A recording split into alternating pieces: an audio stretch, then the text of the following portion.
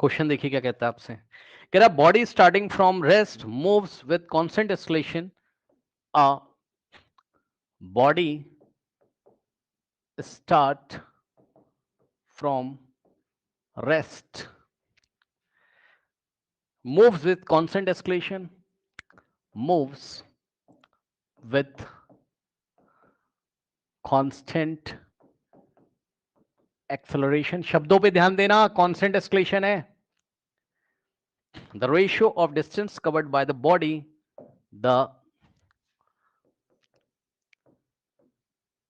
ratio of the distance covered by the body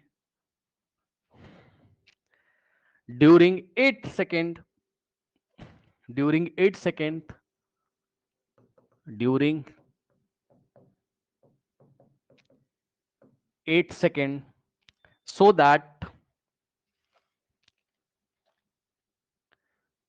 need to that covered in 8 second. ठीक,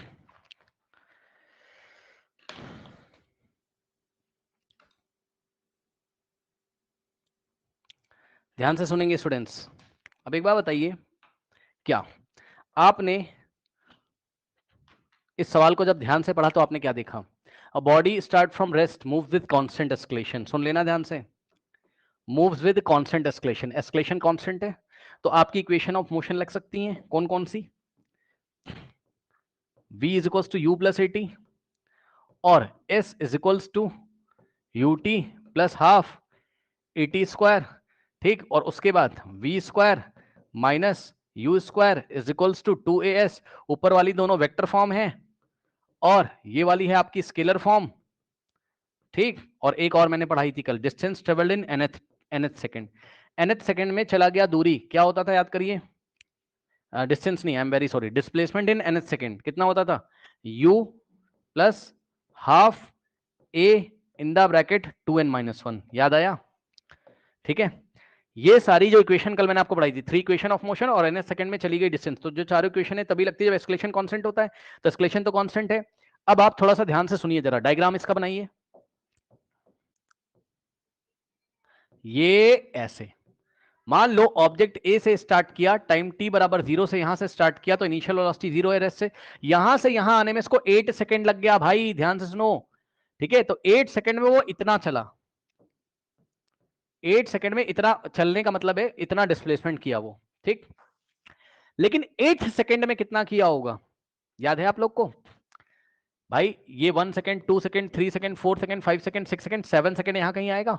तो t बराबर 7 second और t बराबर यहां पर 8 सेकंड. ठीक, तो अगर उसने आपसे पूछा है कि 8 सेकंड में डिस्प्लेसमेंट कितना हुआ तो आपको ये निकालना है. This is the displacement in 8 second, कल आपको पढ़ाया था. और यहां से यहां तक जो है, this is the displacement in 8 second. दोनों बातों में अंतर है. 8 सेकंड में इतना डिस्प्लेसमेंट है लेकिन 8 सेकंड में इतना ही है.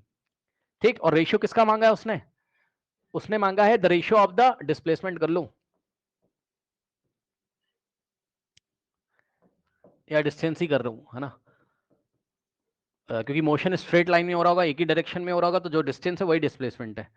ठीक, तो आप सवाल को ध्यान से पढ़िए. इसने क्या मांगा आपसे? During the 8 second. During the 8 second का मतलब है कि 8 सेकंड में जितना डिस्प्लेसमेंट किया या जितना डिस्टेंस ट्रेवल किया है ड्यूरिंग 8 सेकंड का रेशियो निकालना है इन 8 सेकंड. आया कि नहीं आया? दोनों के फॉर्मूले अलग है भाई. 8 सेकंड का मतलब है, पढ़ लो ना ध्यान से, distance covered by the body during 8 second to that covered in 8 second. यानी कि 8 सेकंड में कितना चला ये वाला डिस्प्लेसमेंट या डिस्टेंस का रेशियो लेना है 8 सेकंड में कितना चला, यानी कि इसके साथ लेना. अब नीचे वाले के लिए क्या फॉर्मूला लगेगा?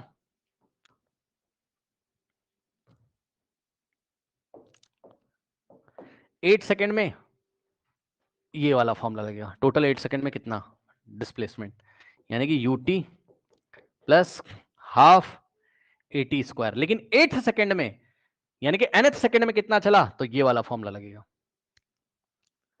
यानी कि u plus 1/2 a 2n minus one is equals to u कितना है 0, तो 0 और प्लस 1/2 और a को a ही रहने दो into in the bracket 2t minus one, sorry 2n minus one. n कितना रखोगे बताओ, 8 सेकंड, तो n की वैल्यू कितनी हो जाएगी 8। n क्या होता है nth सेकंड है ना, यानी कि 2 इंटू n की value 8 minus one upon u कितना है 0 इंटू टाइम कितना है 8 सेकंड, तो 8 और प्लस 1/2, a को a रहने दो भाई, कांस्टेंट एस्केलेशन है, a मान लो उसको, और t का स्क्वायर, यानी कि t कितना दिया है 8 सेकंड, तो 8 का स्क्वायर। अब इसको सॉल्व कर लो, आंसर आ जाएगा।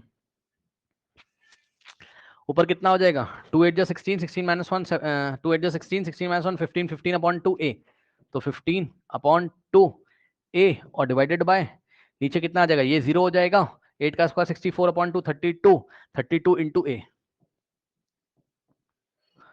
a से a गया, ये वाला 2 आके यहां मल्टीप्लाई करेगा, तो क्या आ जाएगा 15